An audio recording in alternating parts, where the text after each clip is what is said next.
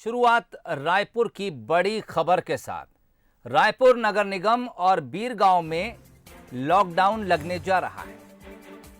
Raipur collector Bharti दासन ने इस बात की जानकारी दी है। रायपुर और बीरगांव को कंटेनमेंट जोन घोषित कर दिया गया है। रायपुर जिले में अगर बात की जाए तो यहां पर कोरोना पॉजिटिव मरीज 1127 हो गए हैं।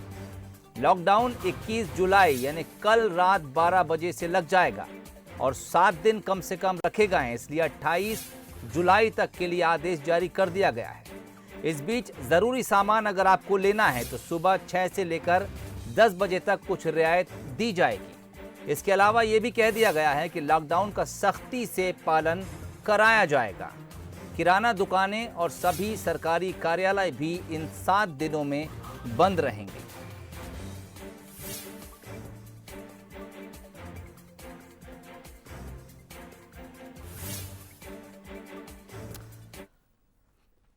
तो बड़ी खबर है। इस वक्त हम सीधे रुख कर रहे हैं रायपुर की तरफ। मोहन तिवारी इस वक्त हमारे साथ सीधे इस खबर पर बातचीत के लिए जुड़ रहे हैं। मोहन, परसों जब सीएम ने इस बात का साफ तौर पर ऐलान कर दिया था कि जिन जगहों पर स्थिति गंभीर नजर आए कलेक्टर फैसला ले सकते हैं, तभी ये बात तय हो गई थी कि छत्तीसगढ़ में कई जिले लॉकडाउन हो सकते हैं। दुर्ग नंबर 1 पर रहा और रायपुर अब दूसरे नंबर पर है।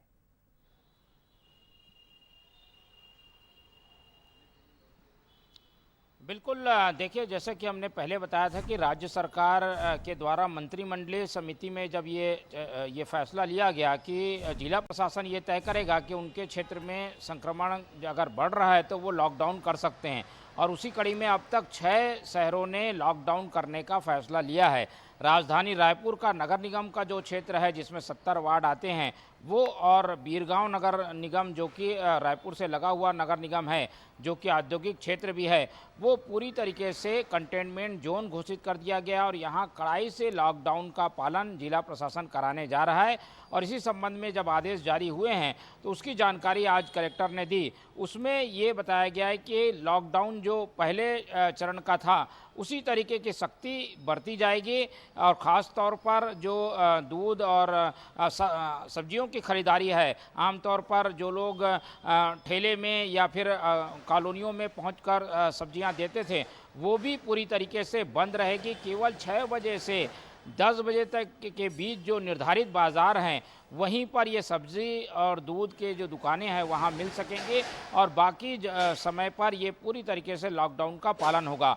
किराना के जो दुकान है, राशन के जो दुकान हैं, वो भी पूरी तरीके से बंद रहेंगे। केवल मेडिकल और पेट्रोल को ही छूट दी गई है। मेडिकल दुकान जो है वो अपने निर्धारित समय पे अपनी असुविधा के अनुसार चलते रहेंगे। वहीं पेट्रोल जो है वो 3 बजे तक लोगों को मिल सकेगा। तो इस तरीके से कड़ाई का पालन करते हुए सख्त नियमों के साथ राजधानी रायपुर में लॉकडाउन जो है वो लागू होने जा रहा है। कोई जमाखोरी ना हो, इस वजह से कोई अफरा तफरी ना हो, इस पर प्रशासन जो है अपनी निगाहें बनाए हुए है। उसकी कोशिश है कि कोई वस्तु की कीमत ना बढ़ाई जाए, लोग जो है अफरा तफरी में सामान लेने के लिए बाज़ार की ओर ज़्यादा रुख ना करें और आसानी से लोगों को सामान मिल जाए। और कोई भी अगर व्यक्ति लॉकडाउन का उल्लंघन करता है या निर्धारित समय के बाद भी दुकानें बंद नहीं करता, उनके खिलाफ कानूनी कार्रवाई की प्रशासन ने तैयारी की हुई है। तो इस बार हमें लॉकडाउन का सख्त रूप देखने को मिलने वाला है। पहले लॉकडाउन लोग देख चुके हैं, लेकिन इस बार काफ़ी गैप के बाद जो है वो लॉकडाउन एक तरीके से अनलॉक पूरी तरीके से रायपुर राजधानी और छत्तीसगढ़ हो गई थी, उसके बाद लॉकडाउन होने जा रहा है। और 6 प्रमुख शहरों ने लॉकडाउन करने की अब तक घोषणा कर दी है। कलेक्टरों को यह अधिकार दिया गया है, इसलिए अपने अपने स्तर पर, जिला स्तर पर, शहर के स्तर पर कलेक्टर निर्णय ले रहे हैं और इसी तरीके की सख्ती के साथ सारी जगहों पर लॉकडाउन हमें देखने को मिलेगा। तो 22 से 28 तक ज़्यादातर शहर जो कि मुख्य शहर हैं रायपुर के अलावा, वहाँ पर लॉकडाउन हो सकता है, ऐसे संकेत हैं। 6 जिला प्रशासनों ने अब तक 6 प्रमुख शहरों को लॉकडाउन कर दिया है। जी चलिए, तो कल से रायपुर भी लॉकडाउन होने जा रहा है, साथ ही उसके नज़दीक बीरगांव को भी पूरी तरह से लॉकडाउन किया जा रहा है। मोहन, बहुत बहुत शुक्रिया तमाम बातचीत के लिए। रायपुर कलेक्टर ने आदेश जारी कर दिए हैं। कल यानी 21 जुलाई रात 12 बजे से लॉकडाउन हो जाएगा। 28 जुलाई तक ये लॉकडाउन रहेगा। इस बीच सुबह 6 से लेकर 10 बजे तक सिर्फ ज़रूरी सामान के लिए रियायत दी जाएगी, जिसमें सब्जी और दूध वगैरह मिल सकेगा। इसके अलावा तमाम दफ्तर बंद रहेंगे, बाजार बंद रहेंगे, दुकानें बंद रहेंगी। एक बार फिर से उन लोगों के लिए दिक्कत की बात हो सकती है जो रोज़ अपनी रोजी रोटी के लिए सड़कों पर निकलते हैं, 2 वक्त की रोटी कमाते हैं और घर वापस लौट जाते हैं। ऐसे में देखना होगा क्या फिर कौन सी संस्थाएं या एनजीओ सामने आते हैं और ऐसे लोगों के लिए एक बार फिर से रसोई शुरू होती है, खाना बांटा जाता है। बहरहाल अगले 7 दिन रायपुर और बीरगांव टोटल लॉकडाउन। कोरोना मुक्त होने की दिशा में बढ़ रहे बिलासपुर जिले में कोरोना ने अब यू टर्न ले लिया है। यहां एक बार फिर कोरोना संक्रमण तेजी से बढ़ रहा है। चिंता की बात यह है कि पहले ग्रामीण क्षेत्रों में सबसे ज्यादा कोरोना का प्रभाव था, लेकिन अब शहरी क्षेत्र में भी कोरोना संक्रमण जद में है। बिलासपुर में सप्ताह भर में 150 से ज्यादा संक्रमित लोग पाए गए। हालांकि बढ़ते मामलों को देखते हुए जिला प्रशासन ने प्रभावित क्षेत्रों में लॉकडाउन का निर्णय लिया है। जारी आदेश के मुताबिक बिलासपुर नगर निगम, बिल्हा और बोदरी नगर पंचायत में 23 जुलाई सुबह 5 बजे से 31 जुलाई शाम 4 बजे तक लॉकडाउन रहेगा। वहीं प्रदेश में बढ़ते मामलों को लेकर एक बार फिर विपक्ष सरकार की कार्यप्रणाली पर सवाल खड़े कर रही है। नेता प्रतिपक्ष धर्मलाल कौशिक ने कहा है कि ये समय कड़े निर्णय लेने का है, लेकिन सरकार कलेक्टरों को आदेश देकर अपनी जिम्मेदारी से बच रही है। हम देख रहे हैं कि 5000 से ऊपर पार कर लिए हैं। मृतकों की संख्या भी लगातार बढ़ते जा रही है। मास्क लगा के किसी को घूमना नहीं है। लोग बाजार में जा रहे हैं, बिना मास्क के लगाए वहां पर घूम रहे हैं, और उसी का ये जो परिणाम है जो आपके सामने में है। अब सरकार नींद से जागी है और अब बोल रही है कि अब हम लॉकडाउन करेंगे। वो भी सरकार निर्णय अपने हाथ में नहीं लिया, कलेक्टर को दे दिया। कलेक्टर समय परिस्थिति देख करके उसको लेंगे। ये तो एक बला टालने के लिए कलेक्टर को सौंप दिए हैं। आगे अब देखेंगे कि कौन से दुकान खुले हैं, कौन से दुकान खुला नहीं है, बाजार में क्या स्थिति बन रही है।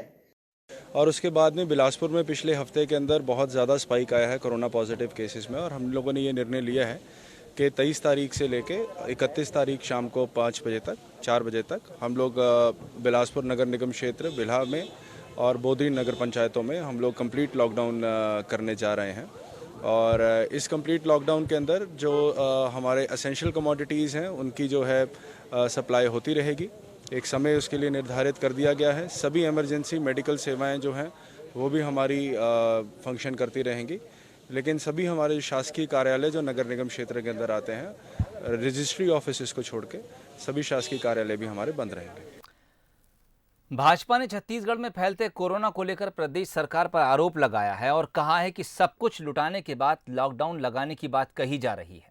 इसका जवाब देते हुए मुख्यमंत्री ने कहा कि कोरोना संक्रमण तो केंद्र सरकार की लापरवाही की वजह से फैला, और भाजपा शासित राज्यों और छत्तीसगढ़ की तुलना की जाए तो छत्तीसगढ़ इन सब से बहुत बेहतर स्थिति में है। देश की स्थिति आप देखें, जिस समय लॉकडाउन करना था उस दिन आप ट्रंप का स्वागत कर रहे थे। मध्य प्रदेश में सरकार बनाने की चिंता थी और इस कारण से लॉकडाउन आप नहीं किए, इंटरनेशनल फ्लाइट आप नहीं रोके, होम क्वारंटाइन नहीं किए, और इस कारण से पूरे देश में बीमारी फैलाने का काम तो भारतीय जनता पार्टी केंद्र सरकार ने किया है। यदि इंटरनेशनल फ्लाइट को रोक देते तो आज इस महामारी से पूरा देश बच जाता। जहाँ तक छत्तीसगढ़ की बात है, तुलनात्मक रूप से किसी भी राज्य से तुलना कर सकते हैं, भाजपा शासित किसी राज्य से तुलना कर दें, छत्तीसगढ़ बेहतर स्थिति में है। और यहाँ के लोगों ने खूब सहयोग किया है, आम जनता ने सहयोग किया है, मीडिया ने सहयोग किया है, हमारे अधिकारी कर्मचारियों ने खूब मेहनत की है, और इस कारण से इस संक्रमण को रोकने में हमको सफलता मिली है और आगे भी मिलेगी। वहीं कोरबा में भी बढ़ते संक्रमण को देखते हुए लॉकडाउन करने का फैसला लिया गया है। जिले के नगरीय क्षेत्रों में 1 सप्ताह का लॉकडाउन किया जाएगा। जिले के नगरीय क्षेत्रों में 22 से 28 जुलाई तक पूर्ण लॉकडाउन रहेगा। कलेक्टर किरण कौशल ने अधिकारियों को लॉकडाउन को लेकर जरूरी इंतजाम करने के निर्देश दिए हैं।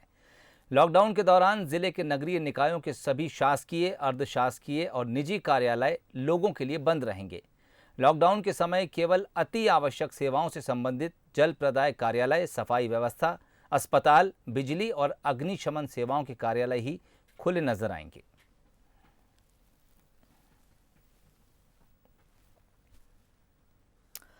चलिए बात कुछ और खबरों की करेंगे। हरेली के मौके पर छत्तीसगढ़ सरकार ने गोधन न्याय योजना शुरू कर दी है।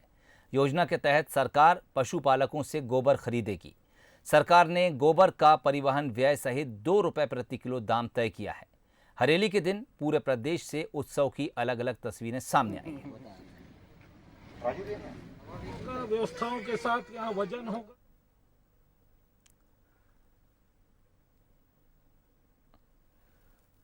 रायपुर, पाटन, जगदलपुर, कवर्धा, बिलासपुर की आपको तस्वीरें दिखा रहे हैं। इसके अलावा भी छत्तीसगढ़ के तमाम ज़िलों से इस तरह की खबरें आईं, जहां पर एक कार्यक्रम के ज़रिए भव्य योजना की शुरुआत की गई।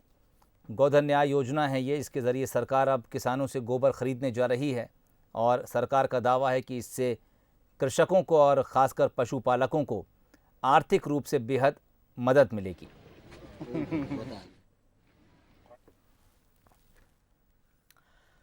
छत्तीसगढ़ के मुख्यमंत्री भूपेश बघेल ने गोधन न्याय योजना का शुभारंभ किया। इसके साथ ही छत्तीसगढ़ देश का पहला ऐसा राज्य बन गया जहां सीधे किसानों से गोबर खरीदा जाएगा। राज्य सरकार ने इसके लिए बाकायदा 2 रुपये प्रति किलोग्राम के हिसाब से मूल्य निर्धारित किया है। योजना के उद्घाटन के दौरान सीएम भूपेश बघेल ने कहा कि गोधन न्याय योजना ग्रामीण अर्थव्यवस्था को मजबूत बनाने के लिए एक क्रांतिकारी योजना साबित होगी। गोधन न्याय योजना जैमें प्रत्येक गांव में गौठान बनाना है और गौठान समिति भी बनी, स्व सहायता समूह भी रही और ओकर माध्यम से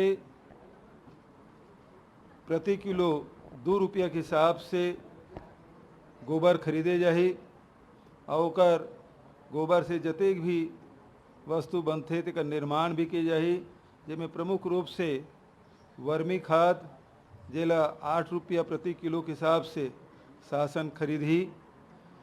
ग्रामीण अर्थव्यवस्था ला सुधारे के दिशा में एक महत्वपूर्ण योजना, जहां गोबर खरीदे से लोगन मन के आमदनी बढ़ी, उहें चरी चरागन खुलम होत रही से तीनों बंद हुई।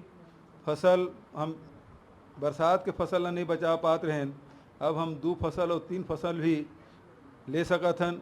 छत्तीसगढ़ के किसान, छत्तीसगढ़ के मजदूर और वो व्यक्ति जेकर कर जमीन भी नहीं है, जेकर आय के कोई स्रोत नहीं है, यदि 4 ठक भी गरवा है तो कर 1500 से 2000 रुपया के हर महीना वो गोबर बेच सकत है। मुख्यमंत्री भूपेश बघेल, कृषि मंत्री रविंद्र चौबे, नगरीय प्रशासन मंत्री शिव डहरिया और खाद्य मंत्री अमरजीत भगत ने पहले हरेली के त्यौहार के मौके पर गाय, कृषि यंत्रों और औजारों की पूजा की। इसके बाद गोधन योजना के तहत एक किसान से गोबर लेकर इस योजना को शुरू किया। मुख्यमंत्री बघेल देसी अंदाज में यहां गेड़ी चलाते नजर आए, लट्टू भी घुमाया और मेले में लगने वाले झूले पर सभी मंत्री और उनके परिजन अपने अपने लोगों के साथ नजर आए।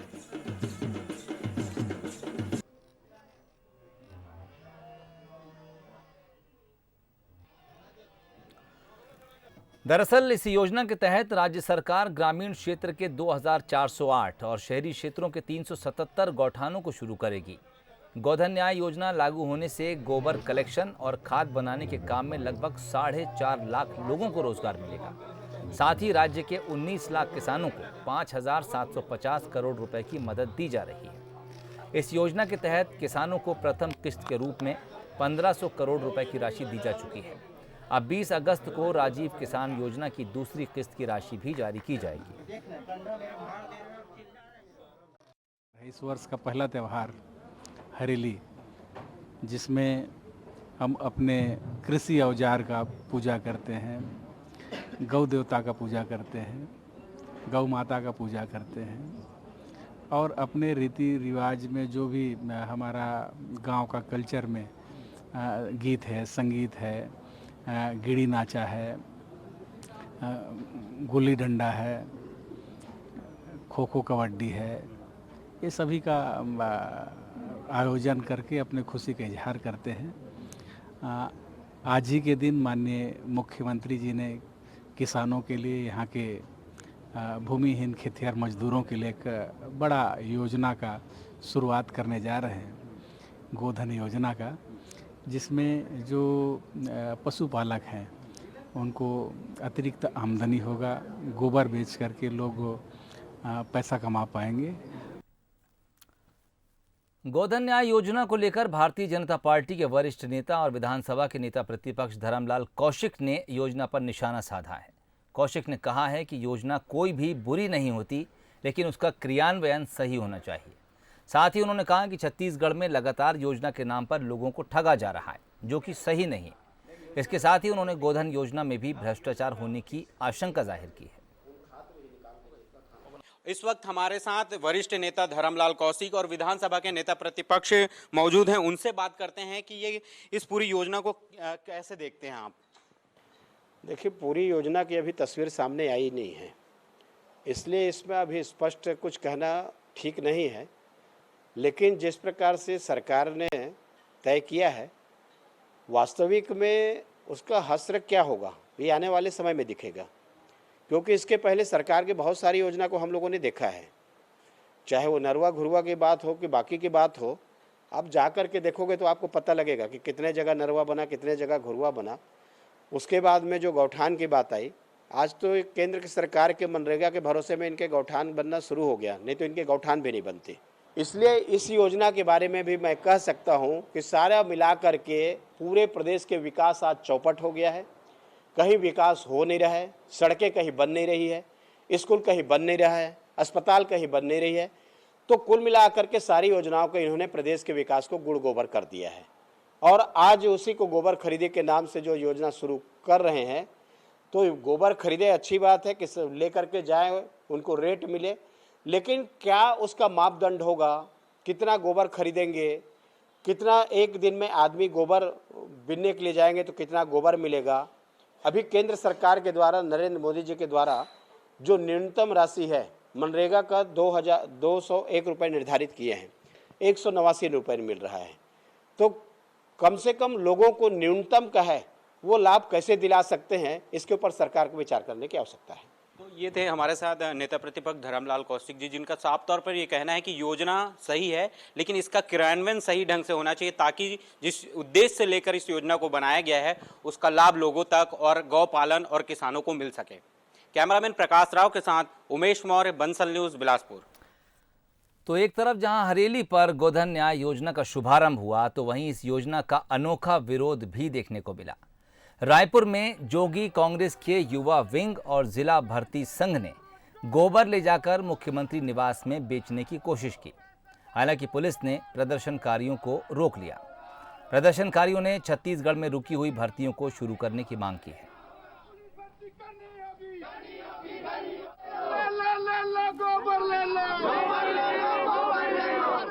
रुख करेंगे कोंडागांव की तरफ। खबर है जहां एक महिला और 2 बच्चों की डूबने से मौत हो गई। बताया जा रहा है कि गड्ढे में डूब रहे बच्चों को बचाने के लिए मां भी पहुंची थी, लेकिन बच्चों को बचाने की कोशिश में बच्चों की मां भी गड्ढे में डूब गई। सिटी कोतवाली थाना क्षेत्र के बास गांव की ये तस्वीरें आपको दिखा रहे हैं। एक साथ 3 मौतें हुई।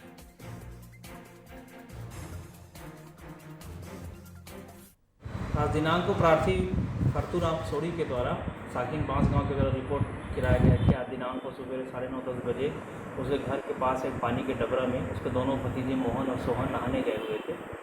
इनको नहाते हुए वे गहरे पानी में चले गए, जिनको देखकर उनकी मां अनीता भी उनको बचाने के लिए पानी में डूबी और तीनों माँ और दोनों बेटे गहरे पानी में चले जाने से पानी में डूबने से उनकी मृत्यु हो गई है। ये प्रार्थी की रिपोर्ट पर मर्ग पंचनामा किया गया, शव पंचनामा कार्रवाई में लिया गया। कसडोल के बरघाट नाले में बहने से एक युवक की मौत हो गई। युवक बलार बांध घूमने गया था। इसी दौरान बरघाट नाले को पार करते वक्त यह हादसा पेश आया है।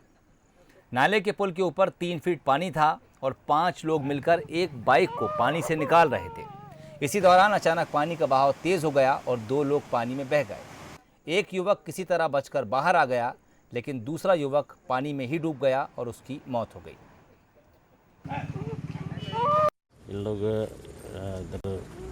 बलार डैम बया तरफ से घूम कर रहे थे, तो यहाँ पर नदी के पास में, बरघाट नदी के पास में लोग बाढ़ थी, तो वहाँ पे खड़े थे। तो उसके बाद नदी क्रॉस कर रहे थे, साइकिल वगैरह, मोटरसाइकिल वगैरह उठा के ले जा रहे थे। इसी दरम्यान मतलब 2 व्यक्ति बाढ़ में बह जाने की सूचना मिली थी, जिस पर रात्रि में मैं अपने स्टाफ के साथ में राजस्व तहसीलदार साहब स्टाफ के द्वारा, ग्रामीणों के द्वारा एक व्यक्ति को जो झाड़ में चढ़ा हुआ था, तो ग्रामीणों के द्वारा रस्सी बांधकर उसे निकाला गया दूसरे का रात्रि में तलाश किया गया, नहीं मिला था। जो आज डेड बॉडी बलार उसमें मिला है घाट के नीचे। रायगढ़ शहर के लिए नासूर बन चुके संजय कॉम्प्लेक्स सब्जी मार्केट की बदहाल स्थिति सुधरने की एक बार फिर से आस जगी है। 15 साल से निगम पर बीजेपी का राज था, अब कांग्रेस ने इसे सुधारने का जिम्मा उठाया है। नगर निगम में बनी नई शहर सरकार ने संजय कॉम्प्लेक्स के जीर्णोद्धार करने की बात कही है। निगम सभापति का कहना है कि इस बार व्यापारियों को विश्वास में लेकर योजना बनाई जाएगी। वैसे संजय मार्केट में कुछ माह पहले 50 लाख रुपए की लागत से जल भराव की स्थिति से निपटने के लिए नाला बनाने की घोषणा की गई थी, जिसके लिए विधिवत टेंडर भी जारी हुआ। इस निर्माण में डीएमएफ फंड से राशि देना भी तय किया गया था, लेकिन समय बीतता गया और यहाँ हालात जस के तस ही नजर आए। अब देखना यह है कि इस मार्केट का कायाकल्प, नई कवायद जो की जा रही है वो अपने अंजाम तक पहुँचती है या नहीं।